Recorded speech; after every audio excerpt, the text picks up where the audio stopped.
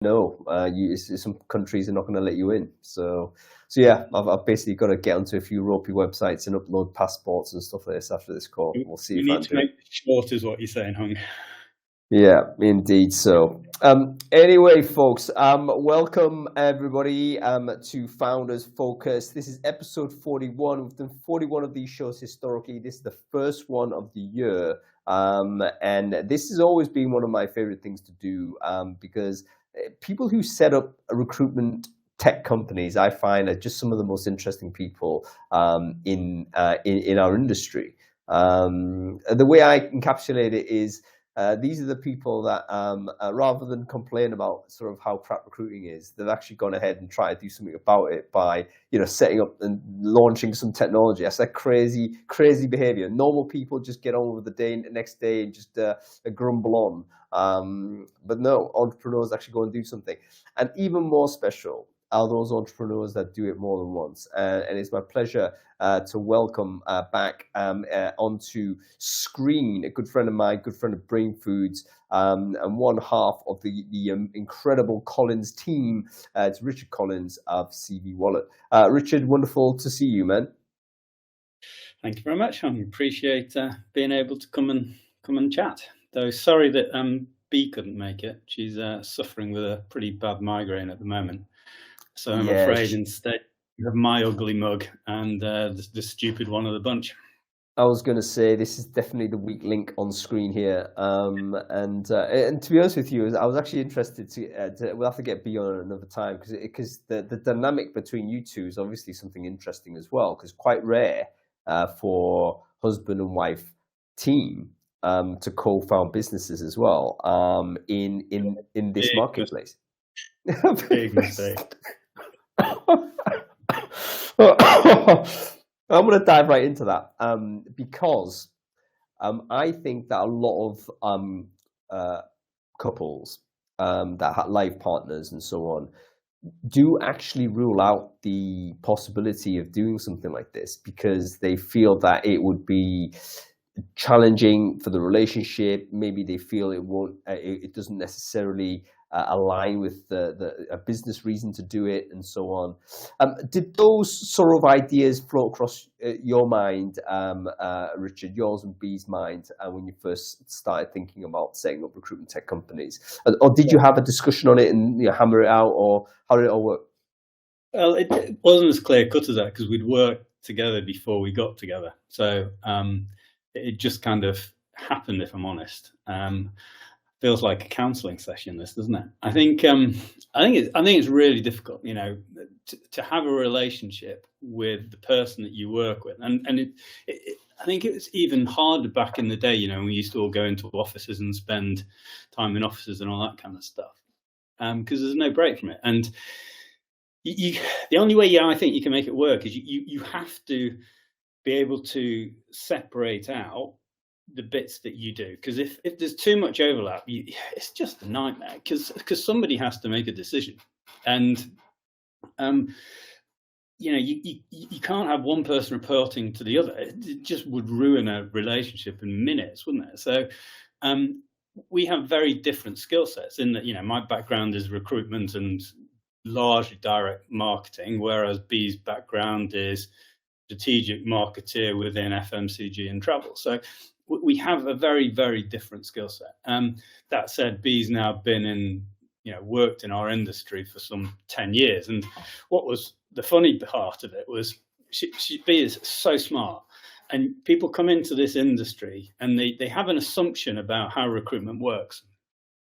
And then this kind of, you create a worldview in your mind, don't you, of how something is, and then you come into recruitment, you assume it's like this, and then this dawning realization that nothing works quite as it should, and watching someone as smart as B go through that, and seeing that sort of the bits falling into place of why the hell do they do it like that.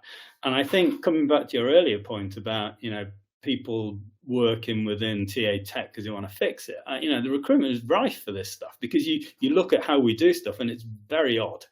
And unless you've spent years in the industry, you never really understand the background because you don't know the history. And part of that, I think, has driven us to develop, the businesses that we developed in the industry from looking at it and saying, why the hell are we doing like this? We could definitely do it a lot better, and that's kind of how we've got here, I think. Yeah, I mean that's the one of the benefits of coming from a different domain, I think, is to fresh set of eyes looking at a problem that maybe industry veterans have accepted as just how it should be. And you need that kind of an outsider, so to say, to come in to do that. Which is fantastic. In terms of like how, I mean, what you did say was really interesting as well. Is how do you deal with the reporting side? Because I totally agree. I mean, having a hierarchy doesn't feel like it's what a modern relationship is. And that doesn't seem to work. But there is a point where you have to make if you have a disagreement, how do you get to a point where you have a decision? So I'm reminded a little bit about how Jeff Bezos does this, where he basically says, look, it's possible to have disagreements. That's exactly what you need to do, and you the disagreeers aren't wrong necessarily. They've just got a different perspective. Everyone's like tackling a difficult problem with incomplete information. So they've got a different perspective. How do you get to the point where a decision's made? Because what you don't want is to have a non-decision and it's just a stasis and it's like a frozen combat, nothing's happening. Or you have a pseudo decision where there's reluctance and resistance from the party that feels as if they've been defeated, quote unquote, and they'll end up just being trying to stymie the direction of travel. The great businesses know how to disagree and then say, right, we disagree, but I'm piling forward this way. Disagree, but commit. That's what Bezos says. How do you guys deal with that? So I think the way that we've done it is twofold. First of all, we have our own specialism. So if it's a marketing decision, it's B makes it, I stick my oar in, and what have you. And vice versa, if it's a product decision, I tend to take the lead on that. We've also, because we obviously work and I'm married, and we go walking a lot. So we tend to figure out work problems whilst walking because it kind of takes you out of the environment. And we always say that, if either of us disagree, then it's probably not the right decision because, there has to be that level of respect of, it's usually me with an idea trying to persuade B that it's a good idea, right?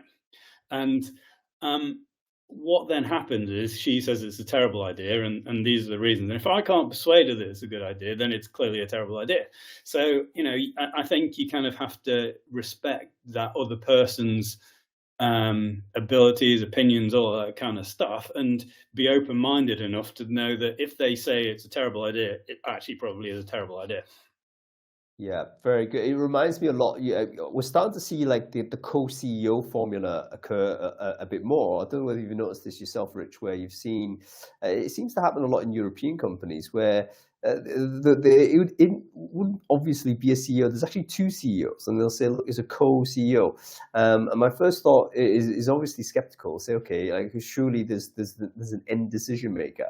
But having had some dialogue with some of these folks, they have a similar way of disputation, basically, where they've just resolved how who has more weighting or authority on specific domains, and or they have the Bezos style. Look, we will argue it out at a fixed point. So they've got a formula to say, like, let's disagree for the next 60 minutes on this. But after that, we have to make a decision one way or the other, and then we're just going to have to commit all the way through. Otherwise, we can't run a business. And I'm thinking that's really strong discipline. That. I also think, though, it's different because when you're married, you then have to go home and live with this person and get in love with them, right? So it's a price to pay to damage that relationship, isn't it? Okay, so you that I think then means that you are more open and flexible than maybe if it's just some person you've met through work, and you can afford to fall out, and you can leave your job and all that kind of stuff. But actually, when there's feelings underneath it, there's a marriage, all of this kind of stuff, then I think it changes the perspective. So you have to figure out a way. Yeah, very, very good. And by the way, folks, we're treating this as an aberration, but you have to remember that a conjugal pair might actually be the natural team. It might actually be how it should be, because again, you spool back to pre-industrialization. Probably you're working a farm or something. Probably you're doing something as a team, contributing to some economic activity together. It's only when we started to kind of leave the homestead, sort of saying, go and get a job in a factory, that we actually split the conjugal pair aside and started working alongside other people that we weren't previously emotionally committed to. Family restaurants to this day are very similar. You're working with family, right? And even though you'll have a nightmare, at the end of the day, there's a real solidity there, because you know you're not going to be nicking from the till. You know you're not going to be doing all of that. The trust level underneath is just so much more powerful, because there's more than the business at stake. I think also what the driver in all of this is a shared goal. So, it's back in the day when homesteads and this, the shared goal was survival and bringing up the family, right? And I think it's the same if you're working together in a business. You have this shared goal. When we've done previous businesses before, we had no option. We had no plan B. We had to make it work. So we were thoroughly focused and driven towards that. And you talk about the family restaurant thing. Usually, one is front of house and one is in the kitchen, and each of you have your own territory, but overall you contribute equally to making the thing happen. And one without the other wouldn't make it work. And I think that's what B and I have found. I come from even though I'm not a product guy, I've become a product guy, and B, from a marketing point of view, and her operational and detail focus and all of that kind of stuff. That's what made ClickIQ, the old business, really work. So I think you have to have that balance. Yeah, fantastic stuff. There's probably a recruitment story there as well, Richard, but I won't get into it. Who recruited who in terms of the early relationship? It wasn't even quite like that, because we met through kids' schools, and actually we then ended up. I had a business and I needed somebody that I'd invested in, and I needed a marketeer to come in and help. And B was the best marketeer that I knew, and she happened to be available, and so we didn't work together that way, but that's kind of how we got to know each other. Very, very interesting. You mentioned ClickIQ, Richard. Let's switch to that real quick. I mean, obviously that was one of it was a real pleasure from the industry to see you guys grow that business to the point where you successfully exited it to Indeed, and everyone was very pleased to see that happen for you. Most people would say, okay, that's it, I'm out. It's like, okay, that was really hard. I enjoyed it, but then I saw you and B travel around and have this wonderful time afterwards. I thought, that's great. No reason why you shouldn't enjoy the fruits of your labor. But then you decide, okay, we're coming back again.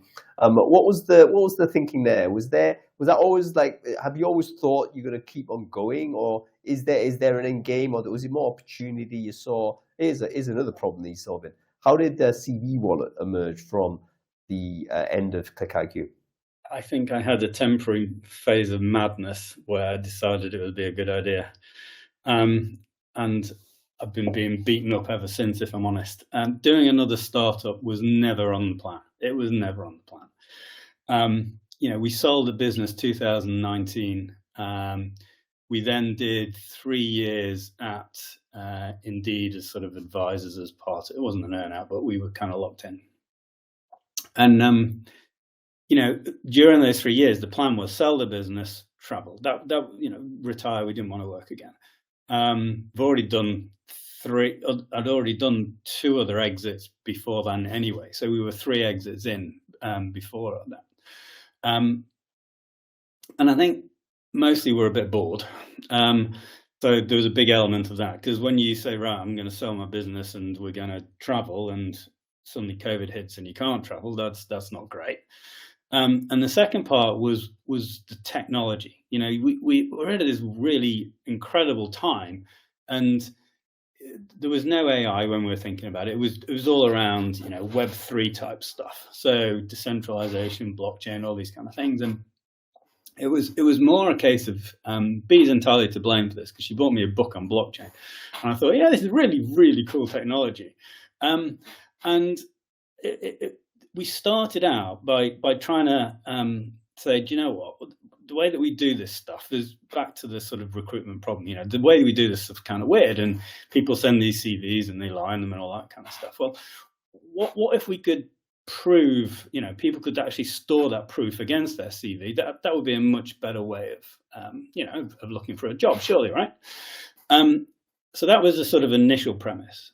We then kind of evolved it to around a bit more focused on sort of skill-based hiring and particularly assessments, because our daughter was she was going for a job within the Big Four accountancy firms, graduate thing, and she did a bunch of assessments for the first one, then she did the exact same assessments 3 more times. And to me, that seemed utterly ridiculous. So I thought, well, what if you do an assessment, you take the results of that assessment, you store it against your CV, and then you allow employers to effectively source based on that saved, and verified assessment. So that was literally where the inspiration from CVWallet came from. And really it grew from there. So, the initial idea was never to do another business. The initial idea was maybe we should just, invest in some other businesses or just sit on our asses and do nothing for the rest of our lives. But, I have a bit of a problem with that. I can't sit still, can't turn my brain off. And therefore I quite like building stuff. But I'll be honest, it's got completely out of hand. It was never what it was supposed to be. It's turned into something way bigger. And I'm now paying the price for that. So, and here we are chatting again, Hung. Yeah, and you've got to power through, don't you? You've basically got to keep going. I totally get what you're saying, Rich, and it's one of those it's quite interesting what happens to founders that have exited. I was thinking that may actually be another kind of series that's worth doing, because oftentimes people do exit and they exit, like they literally leave the industry, they go and do other things. It's wonderful. And some others just go dark, so to say. And I was just thinking, quite interesting to see what the psychology of that is. I don't think that's always that straightforward, because when you're an entrepreneur, it feels that you're going to be very committed. You're all in. You're living and breathing the company, and you're imbibing every day the industry challenge. And then it's done. Like, can you let it go? It doesn't seem that straightforward. And I think it's particularly bad in men. A lot of men, when they reach age 65, they're so defined by work that then they die. Because Nothing they lose else about them. Yeah, they lose that sense of purpose. So, and that's the same, I'm sure, for women who have careers, who's have a full-time careers their entire lives as well. But I think for women, it's sounding really sexy. I'm concerned I'm digging a hole here. But, if people, if women have been homemakers, looking after children, bringing children up, etc., there is a slightly different focus. Whereas certainly traditionally, so, more recently it's less of a case, but I think traditionally where man goes to, do warehouse or whatever he does for a living and does that type of work, and 45 years later retires and suddenly has nothing and they die. And I think that if you lose that sense of purpose, you can't just stop. I think you have to replace it with something else. So the idea of retiring, whether that is because you've sold a business, you've reached a certain age, whatever it might be, I think you have to replace that sort of focus and what have you. So, and for me, I didn't really have anything else. So I just kind of replaced it with another idea, and I can't stop my brain. And before you know it, you have a startup, you've raised money, you have a dozen people working for you, and you're trying to change the world again. Yeah, why not? We'll talk about that startup in a sec, Rich. It's a really interesting proposition, and I think perfectly timed, even though probably inadvertently timed. I'm not going to give you credit for the timing of it, because I think you've just looked out on that part. But in the era of generative AI usage with candidates and all that type of stuff, I think it's somehow your solution is connected with a real need. And I believe it's going to be one of the big reasons why it's going to really make a significant splash. But we'll go into that in a second, because I just want to talk about this retirement part a little bit more. Excuse me. Did you see that interview that Thierry Henry did with Stephen Bartlett on, was it Diary of a CEO or something? But I didn't see that interview.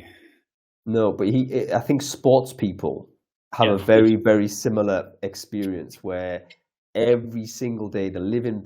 You can't be elite sports person without absolutely committing every single minute doing it. And when you can't do it and you're finished, it's like emptiness.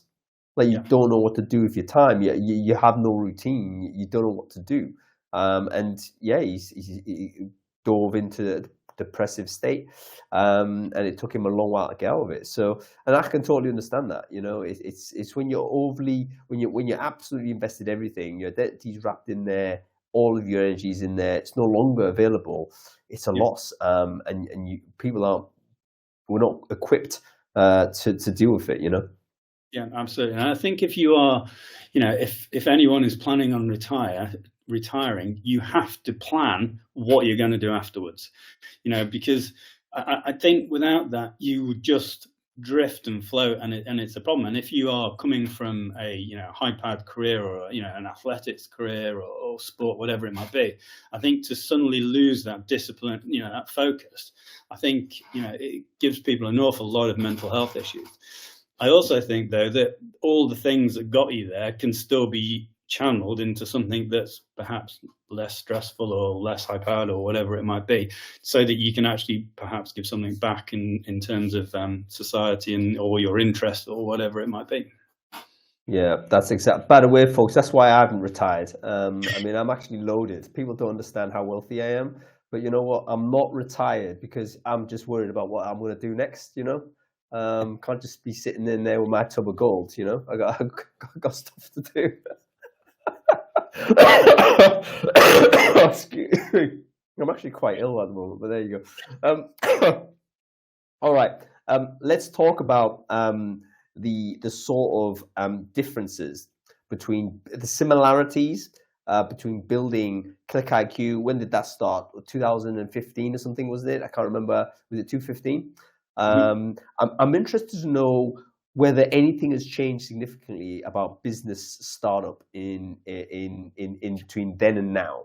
Or is it more or less the same formula? You can literally, IKEA flat pack the process and just get going with it. I'm sure there's major elements of that, but has the external environment changed anyway, which causes some differences in those two eras of recruitment tech? I think, there's obviously a lot of similarities. The same things required to run a business are the same things that are required to run a business, you have to answer a need, and you have to build a great product, and you have to put yourself in front of the audience who wants to buy it. And the go-to-market for HR tech, TA tech is that's relatively the same. But I think the environment has changed a lot in that time. When we started ClickIQ, we literally wanted the wave that we were on the back of was the shift from duration-based job board advertising to pay-per-click advertising, and we just built a tool that effectively allowed people to help manage that much more effectively. That's all we did. And I think since then the world has moved on considerably. Now the pay-per-click is normal, and it's in the process of shifting again. And what has really made the huge difference, I think, for me, is the effects of generative AI, and obviously that's come in. And as you said earlier, Hung, our timing has been incredibly lucky. But as my dad would say, better be lucky than beautiful, right? And I epitomise that. It's amazing how lucky I can be, but there's also that whole thing of the harder I work, the luckier I get. So I think you just sort of spot your opportunities, don't you? And the world has shifted considerably, because within with what we've now built within CVWallet. So give you an example, right? We have about 4 million jobs coming into our platform.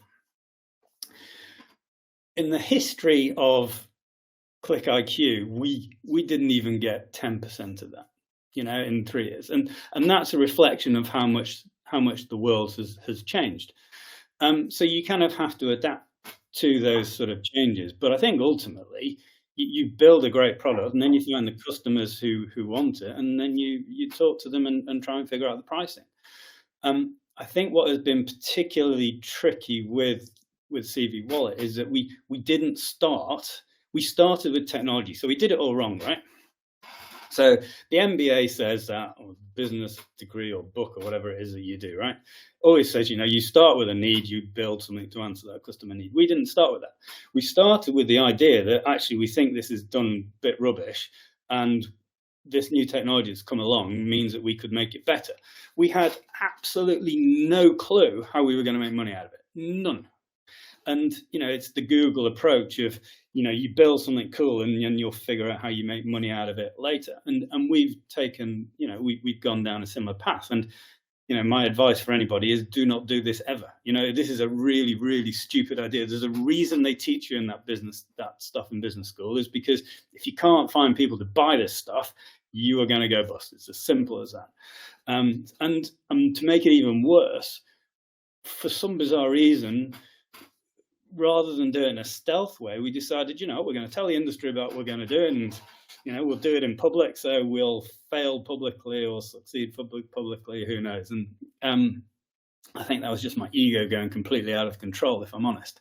But it's made that even harder, because then people are questioning what you're doing. They're saying, well, I don't understand what it is you're doing. Well, that's because we haven't figured it out yet. So you kind of have to take people with you. And it wasn't a small thing that we were building. It wasn't just a build an app and attach some an assessment to it. We built an entire ecosystem out of the back of this, because it's all very well building an app for job seekers, but what about the recruiters? They're the guys that are going to make you the money at the end of the day.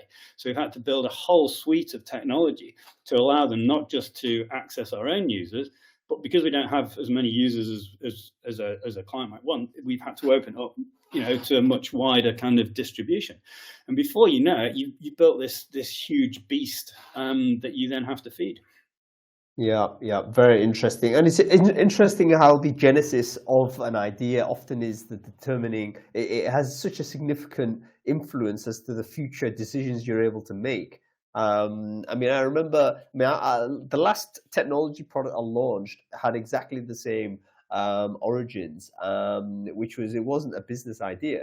It was just a quick hack over a weekend that looked like, oh, this looks interesting, and we can't actually see how interesting it is unless we actually get some candidates in this. And then suddenly you have candidates, and then it becomes a thing.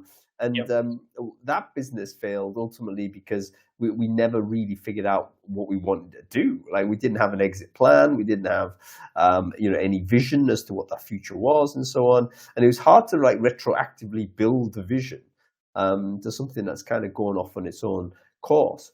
So it is very, very interesting where we're at. But I think you might have met the moment with this, because as I understand, the fundamental premise of CVWallet is verifying someone's competency, verifying someone's skill. And I think this would be relevant in any scenario pre-generative AI, but even more so today, because recruiters, I don't think that it's almost like recruiters are going in completely unarmed into a tough situation where we're not equipped to deal with generative AI enabled candidates. How are we able to assess competence? Even we can't do that. We need other tools. And beyond actual competence as well, because skills is just one part of it. There's a whole wider issue here. Is this person who they say they are? Do they have the right work? Can they do what we want them to do? And at the moment, recruiters, we talk about the recruiter paradox, right? You have too many applications, increasingly so, and not enough qualified ones.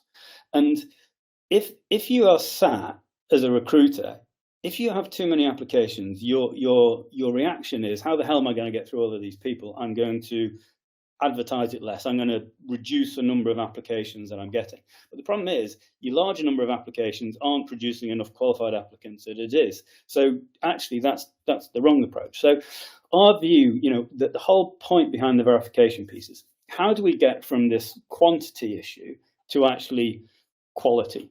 And AI, that was the original sort of approach of it. But actually what AI has done, and particular job seeker adoption of AI has meant, is that number of unqualified applicants has got even bigger.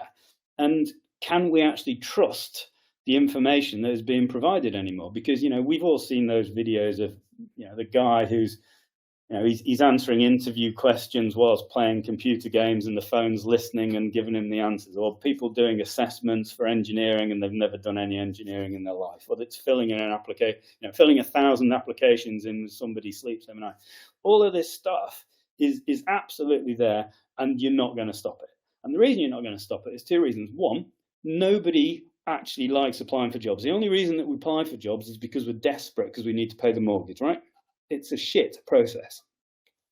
And the second one is, when you do apply for jobs, there's a pretty good chance that the person whose job you're applying for is never going to get back to you. So that just tells you that they don't value the application. So if my application is well valued, why should I put any effort into it?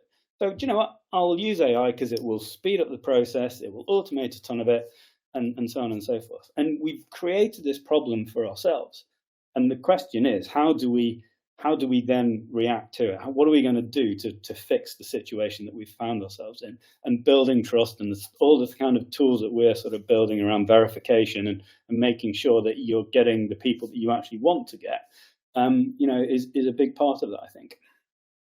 Yeah, I think that's exactly right. The trust deficit in the application process.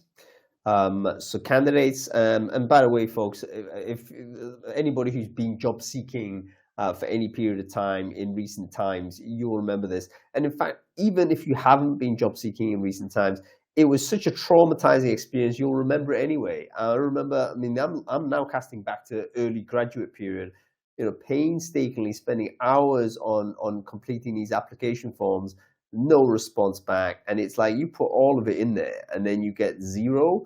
Of course you're going to use any kind of shortcut, and in fact you'd almost think people are naive if they didn't do so, because why are you expending that time? If it is a bit of a numbers game, then you need to up your numbers and actually reduce your time per investment, per application, should I say.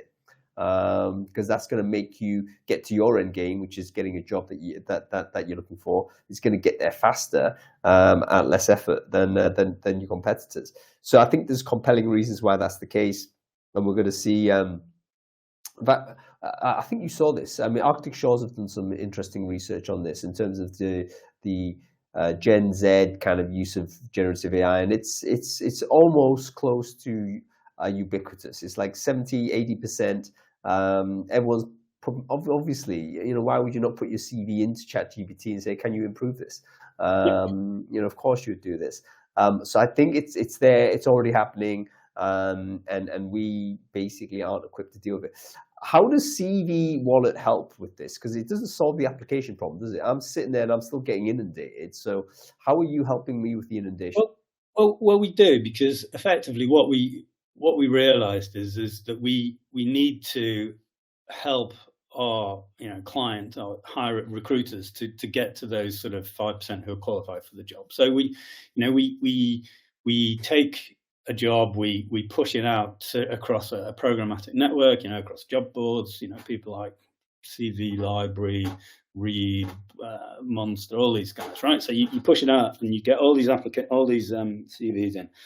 But the problem is all these CVs, which are the ones who are actually qualified for the role? And what we've done is the platform is built that on a job level, you can verify anything.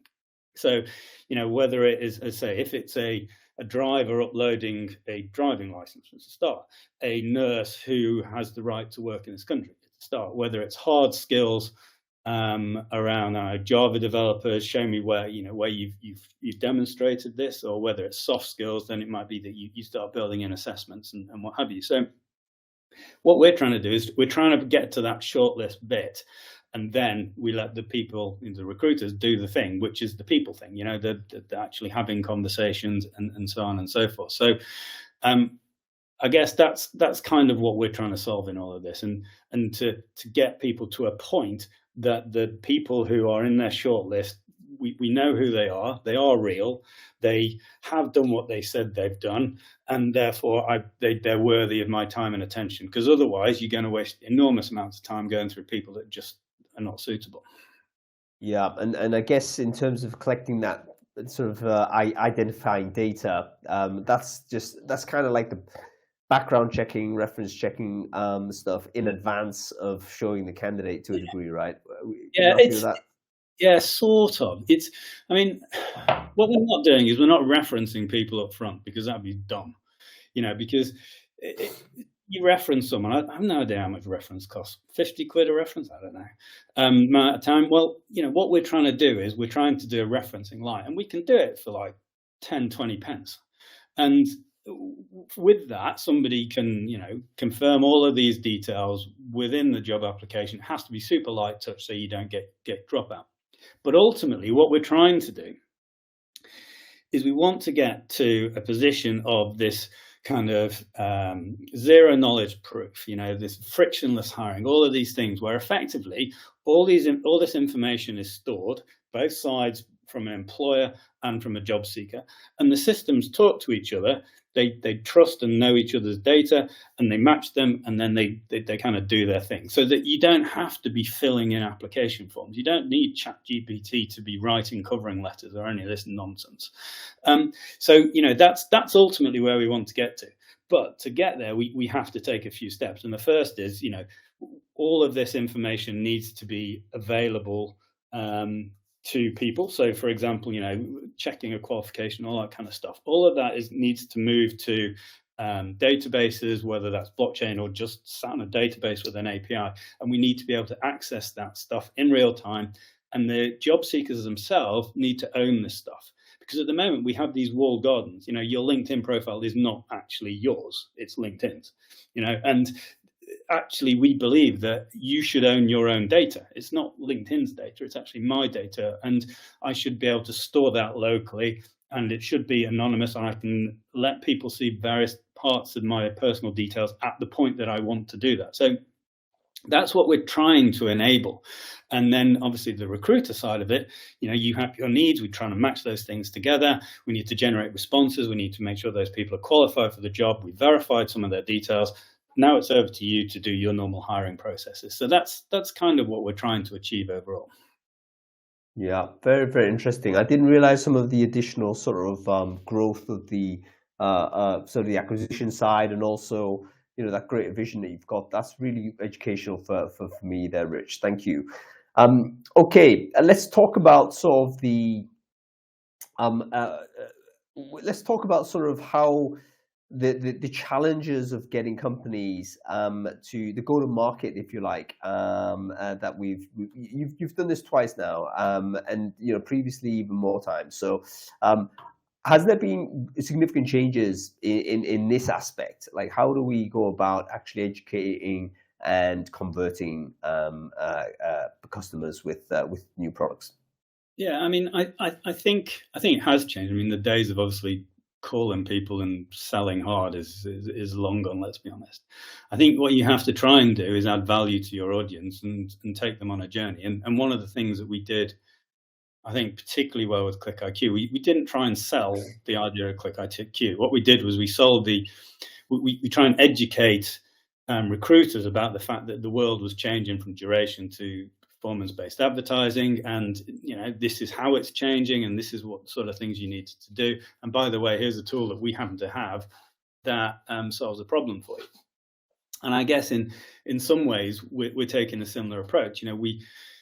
From where we started from, which is quite different, but the world that we're now in, we talk a lot about job seeker adoption of AI. And the reason that we do that, and the other side is skill shortages. And the reason that we do that is coming back to this recruiter paradox, this idea of too many applications, but not enough qualified ones. So how are you going to deal with all of these AI generated applications? How are you going to deal with all these skill shortages? And then how do you solve that? To actually make the sort of hires that you want to make. And by the way, we happen to have a tool that allows you to do that in an automated fashion. But it's more talking about the general environment and trying to help people understand that. And what we do is not suitable for everybody. And I hope that we'll see other people invariably will copy what we do for sure.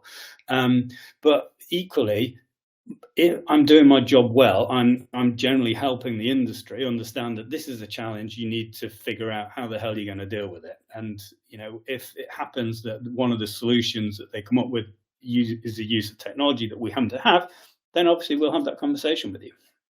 Yeah, did everyone get that? I think that's a really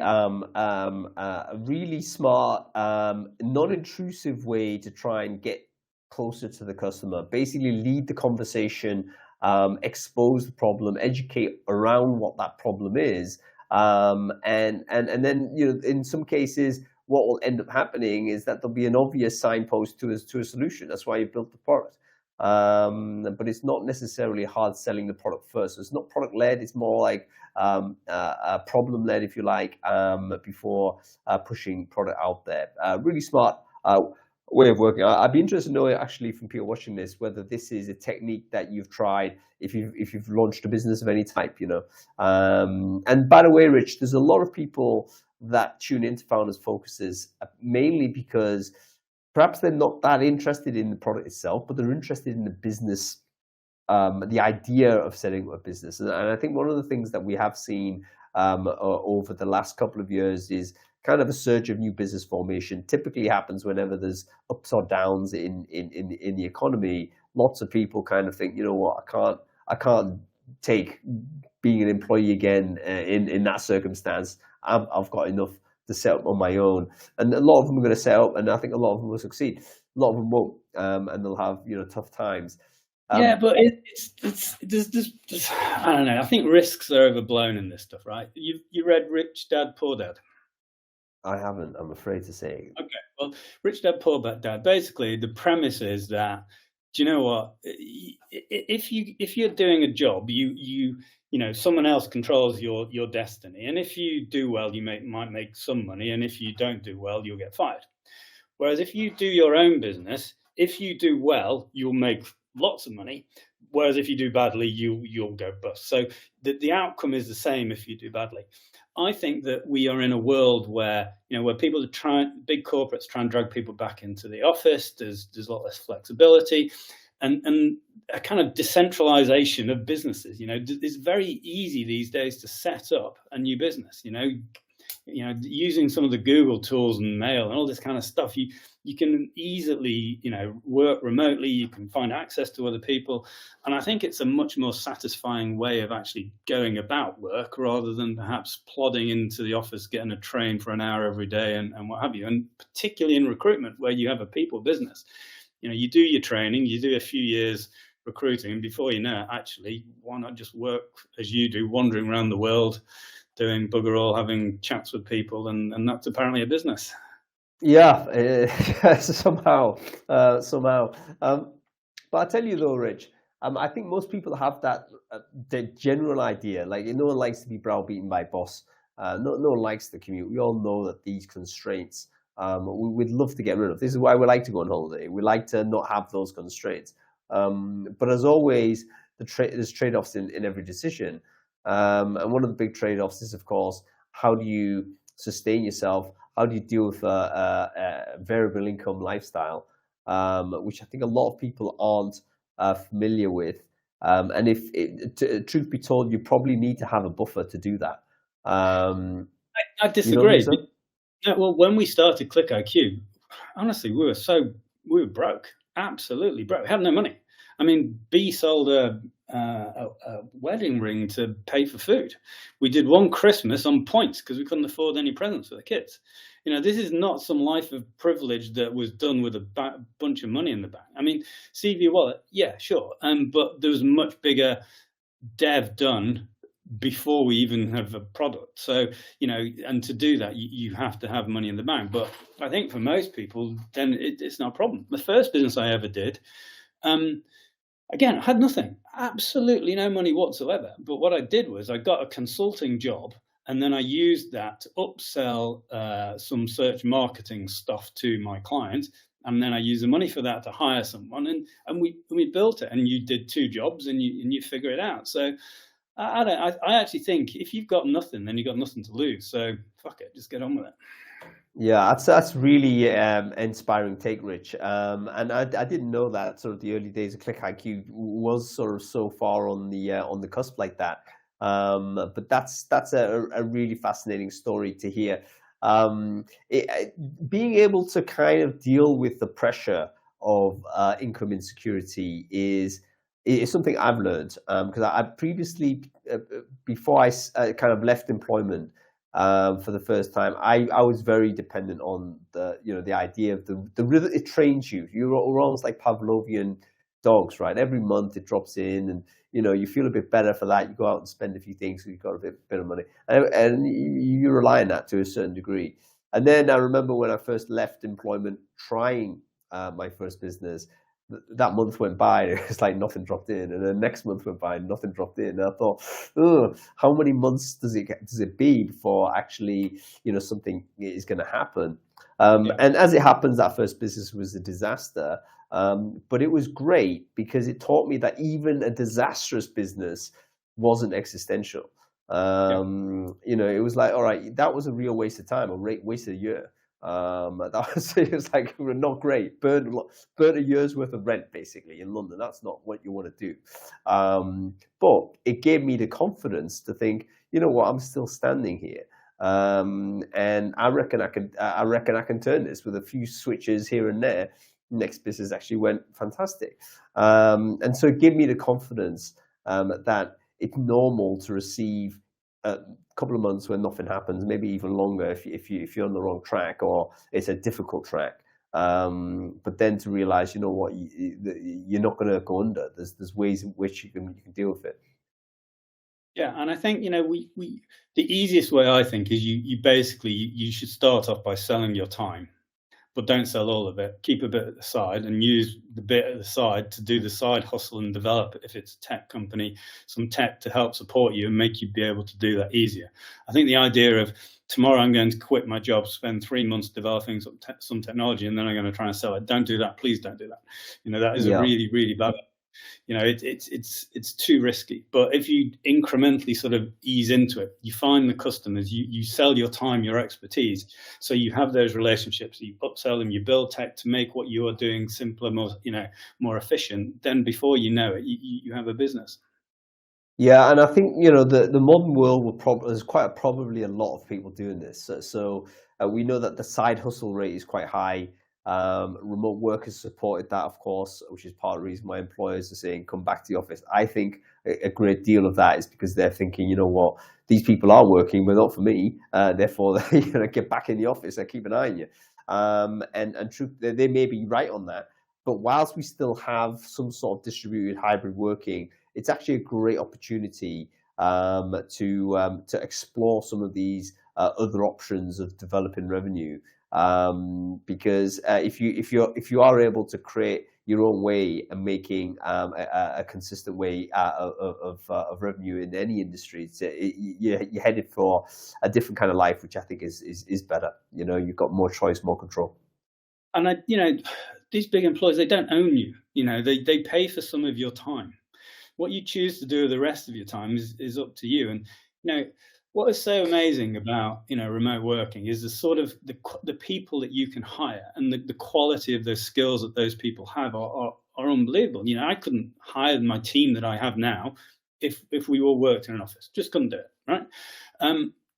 So and if some of my guys were at the times that they're not being paid to work for us doing something else, and that turned into something big, then that is fantastic. I hope they would then ask me to invest in it, and I would do that, and I'd send them on their way, and that'd be brilliant. Fair play. I think anyone that has the opportunity to do that absolutely should. But I think the trick is don't sell all your time so that you have no time to do the other stuff, and then you become a slave to, I don't know, mortgage, school fees, whatever it might be that you spend your money on. But I do think that it is easier to do this, and the risk is much less than it's perhaps perceived to be sometimes.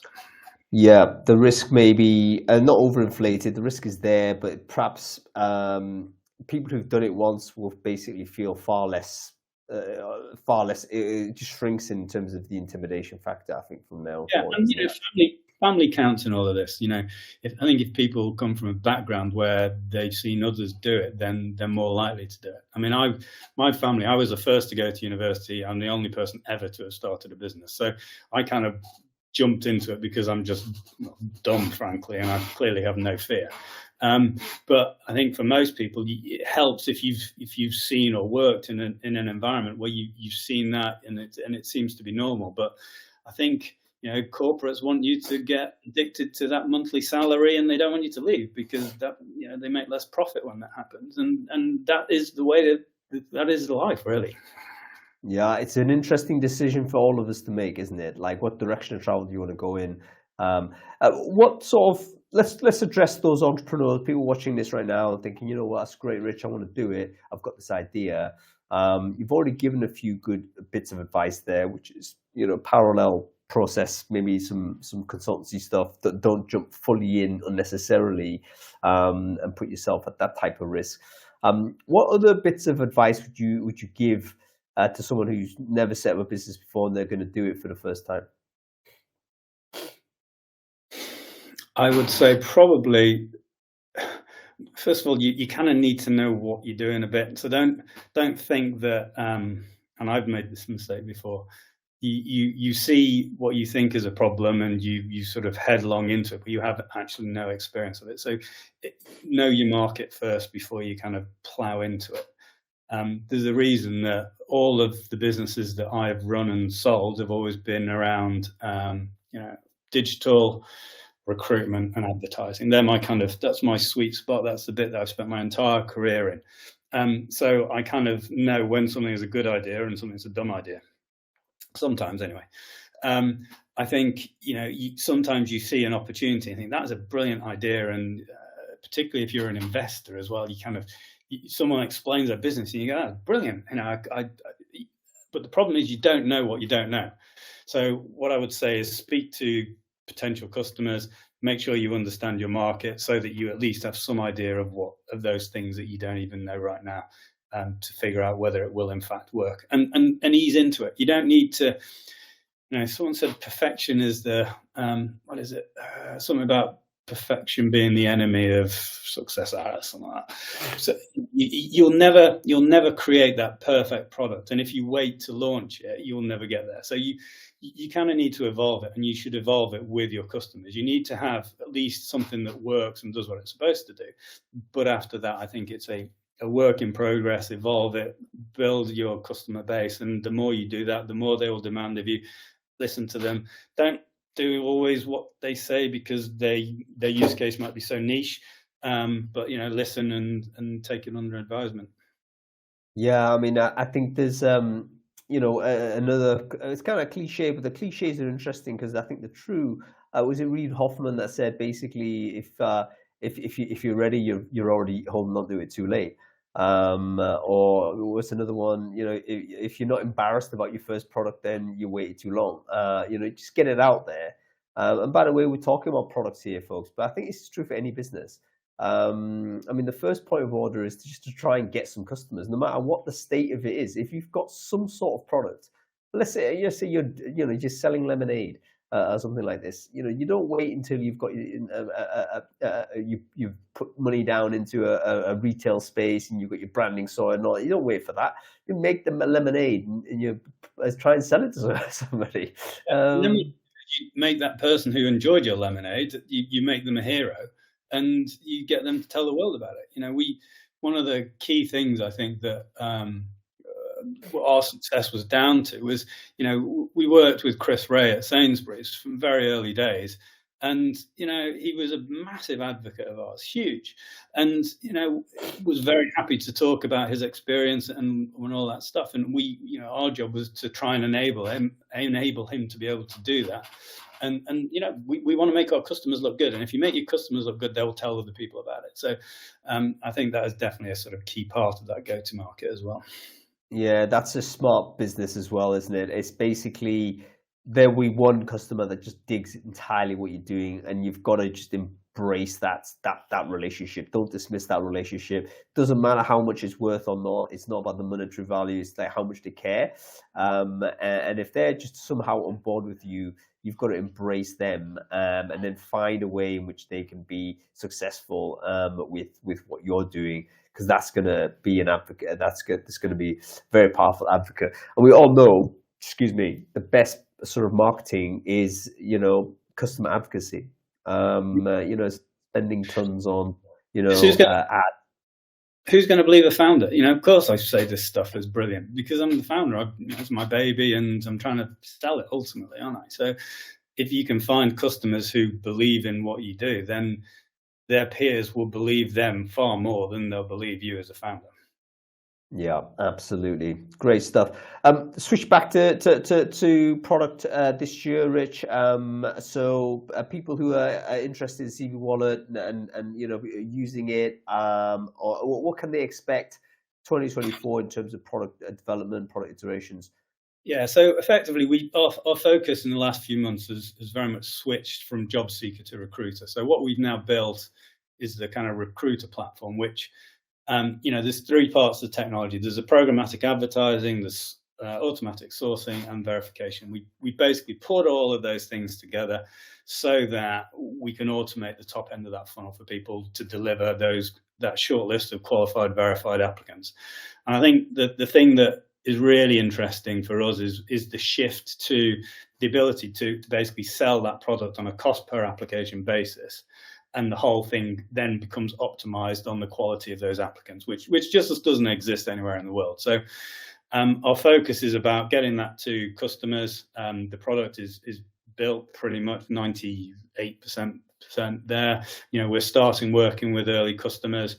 So we've got 4 million jobs coming in from our agency partners, largely in the US, because they're much more sophisticated about this stuff. And it's about fulfilling that demand and turn it into cash. Yeah, fantastic stuff. And where else will we see you, Rich? I mean, we've had a wonderful conversation here, but people love to hear from you and from B. What's next on the kind of events agenda? Where people might sort of catch hold of you guys? Yeah. I'm actually talking in Stockholm in a few weeks at Unbiased, which is a local event out there, which is fun because I love Stockholm. It's an amazing city. I'm also on another podcast later today, but I won't plug competitors for you. Hey, there are no competitors, all colleagues. Who is the other? Go ahead and plug them. Who is it? Yeah, so I'm doing another interview this afternoon with Recruitment Flex, and we've got a Matt Alder interview coming out as well any day. So we're kind of out there just talking about this stuff. People are particularly interested in job seeker adoption of AI, and not that many people are A, talking about it, and B, have any clue how to address it.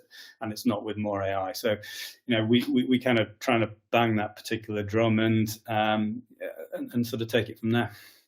Yeah, perfect. Make sure you go check out those additional shows, by the way. Wonderful podcasts as they are. And it's a topic that, I'm personally interested in also, having seen some of the technologies that are available. And I'm impressed by the candidate usage of it. I endorse the candidate usage of it to a large degree. But I also fear for how, what the impact is for recruitment processes that were designed in the pre-generative AI era.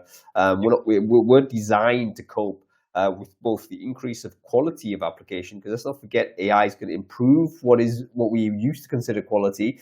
CV is going to get better, email is going to get better, our application forms, everything's going to get better, but also the volume will increase, because obviously the cost for doing that increase in quality is actually reduced significantly.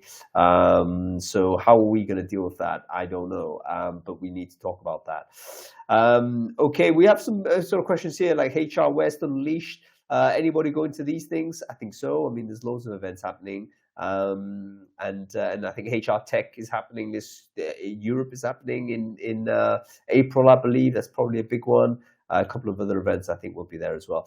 Okay, Rich, wonderful to see you. For the people who want to know more about CVWallet, how do they find out about you and the business? Yeah, CVWallet.com, or just hit me up on LinkedIn. hit me up. What kind of weird shit is that? Just You've just find me on become LinkedIn. so Americanized. You may as well Yes. wear a cap like slightly sideways, off center, and Shoot you'd me be now. you'd be there, mate. All right, listen, I'll let you go, Rich. Wonderful to see you. Say hi to B for us, and yeah, I'll catch you soon in person. Hopefully, when I'm back in the UK. Awesome. Good to speak, Hung. Take care, mate.